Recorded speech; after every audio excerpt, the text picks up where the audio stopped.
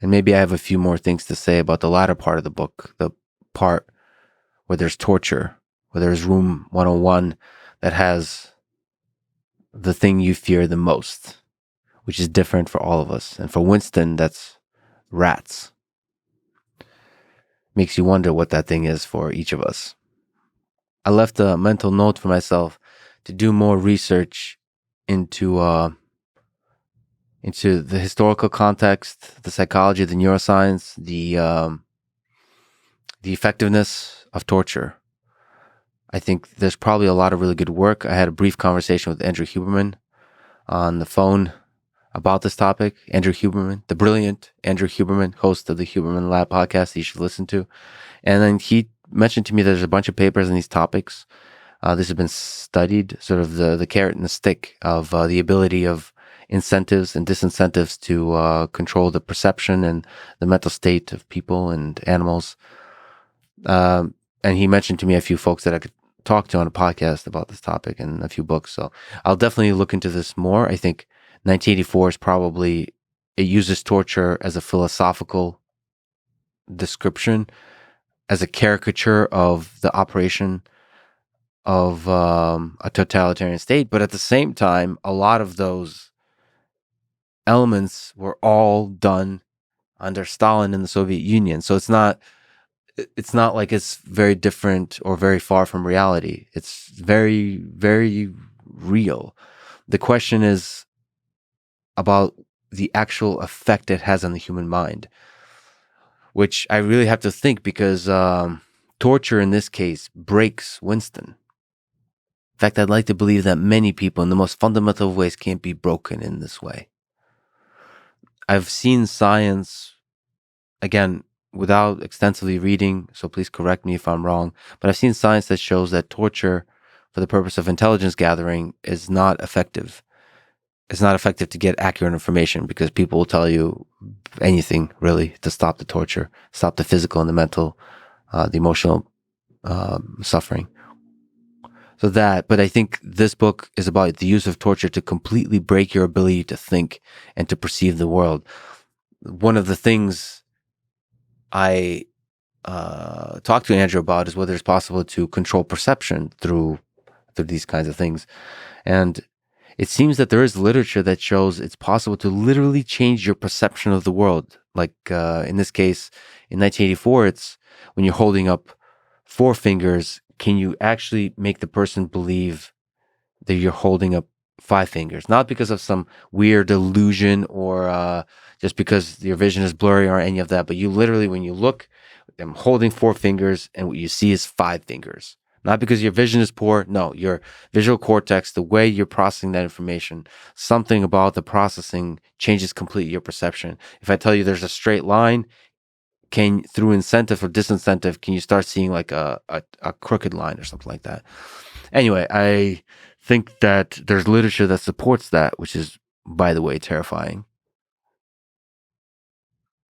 But the thing I'd like to research into more is if that can be long lasting.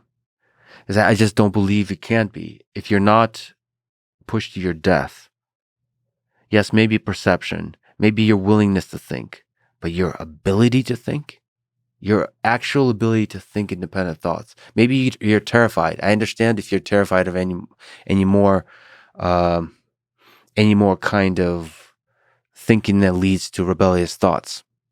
Like the book mentions the idea of face crime, where you can reveal your thoughts, the inner workings of your mind, by the subtleties of your expressions in your face.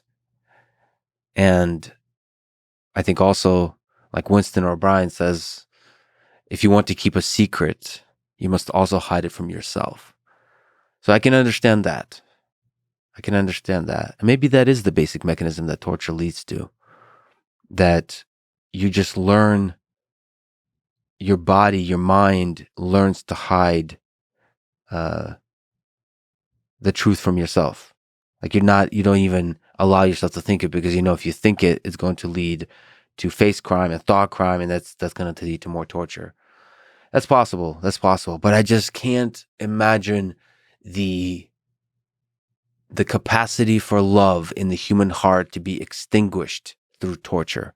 Finally extinguished. Temporarily, yes, but finally, irrecoverably, which I think is the basic claim of the book. That they break. So, because through the worst of the torture, Winston gives up Julia, the object of his love. He says that some things like that, the fact that you said torture her, not me, anything to make this stop. The fact that you said that, the fact that you thought that is a statement, is a thought you can't walk back to yourself. So it's irrecoverable. You just destroyed your faith in love. I don't think so. I think it's possible. We have to remember that this is one particular character. This is one particular story. I think there's a lot of people in which the capacity to love cannot be broken, no matter the torture. But that's an interesting scientific question, but it's also a human question. It's just, I think man's search for meaning. There's a lot of books that explore this kinds of question in the worst of conditions that humans had to suffer through. What still persists? What is the source of meaning? And I just think that the flame of love persists through atrocities, through torture, through suffering, through all of it. But the claim of the book that yes, a totalitarian state can use torture to break even that, which leads to the only love you're allowed to have, which is the love for Big Brother. So I think practically speaking, from the party perspective, I think the point of O'Brien's torture of Winston was to suffocate the hope in his mind and heart. So there is no hope.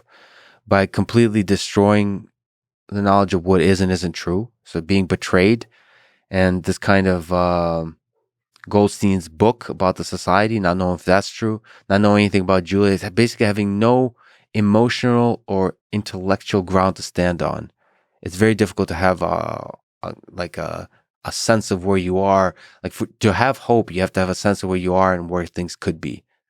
And and then you also betray yourself, to force you to be a hypocrite on your own deepest feelings of love. I think that basically puts you in a place where there's no hope, there's no point. It's apathy, it's nihilism. And a hardworking member of society that is nihilistic is probably what the party wants. Because that human will not rebel. But on the point of hope, I should mention that there's kind of a long-running theory that since the appendix is about the details of Newspeak, the language that the party is creating and forcing, because that appendix was written in the past tense and it's talking about Newspeak in the past tense and it's written in English, sort of non-Newspeak, that means the party and Newspeak and all of its elements that we see in the story is in the past. That the world from which the book is created has escaped that.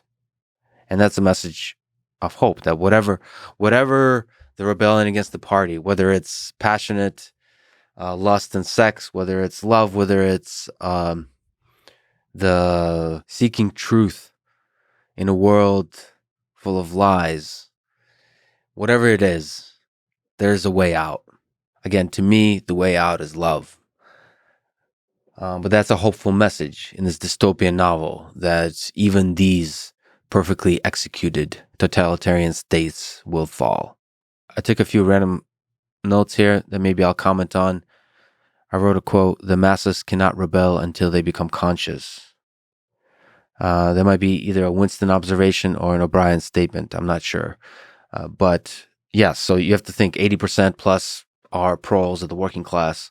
They have the power if they want it, but they don't want it. They don't want to take it. That's the whole point of the totalitarian state, is to break your will for freedom, your desire for freedom, break your ability to know that you're not free. And that's where all of it, the changing of history, the doublethink, the thought crime, all of that comes into play. The torture in the Ministry of Love, all of that is is about preventing the populace from becoming conscious. And again, as per the cells discussion earlier, I wrote down the O'Brien quote: "The death of the individual is not death. The party is immortal." And this is just a interesting observation about the operation of a totalitarian state, that it's the idea and a kind of amorphous symbol of the messianic figure in Big Brother is all you need for the party to persist. That person doesn't actually have to exist. Any one individual doesn't have to exist. It's just the division of society into high, middle, and low, and the oppression of the low by the high, by the centralized inner party. That's all you need. And the individual does not matter in that. And again, the way to fight that is to fight for the individual freedoms. Interesting side note is just a quote I wrote down from Julia, I think. If you keep the small rules, you can break the big ones. And so she, in the book, is somebody that follows to the T all the rules of the party. She attends all the committee meetings and all that kind of stuff. And just is like the model citizen from the perspective of the party. And so that allows her to break the big rules, like have passionate sex with people, like the really, or fall in love, all the forbidden things. And I think that's actually a good way to exist in the world. I think for a lot of us, there's probably a bunch of things that bother us in the local world around us, in the bigger world. And I think you have to pick your battles. You have to not get lost in the muck of small battles if you want to have at least one or a few big victories in your life that make for a better world. I think, at least in my sense, it's easy to get distracted by the little things that bother you in life.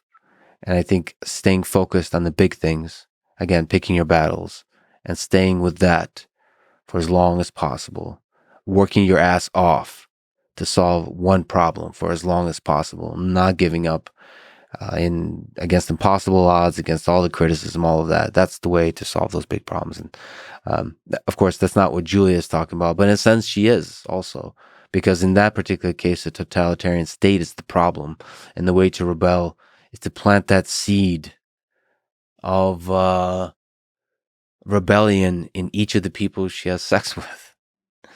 That we're human, that we have lust for each other, that we have the ability to love each other. And that is the necessary act of rebellion there. That is the big leap for her, at least, in that kind of society.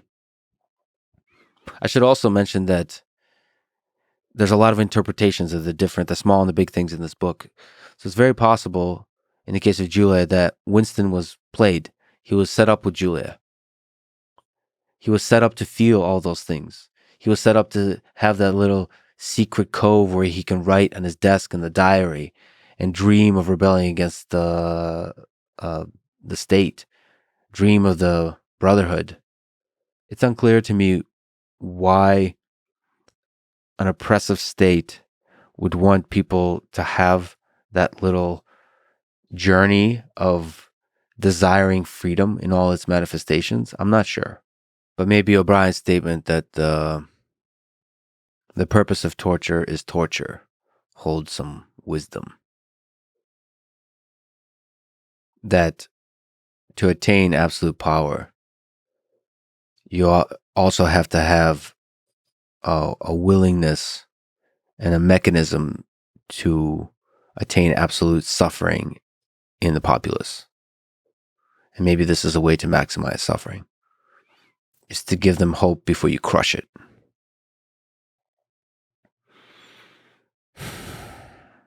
Again, the way out, to me, and the takeaway from this book,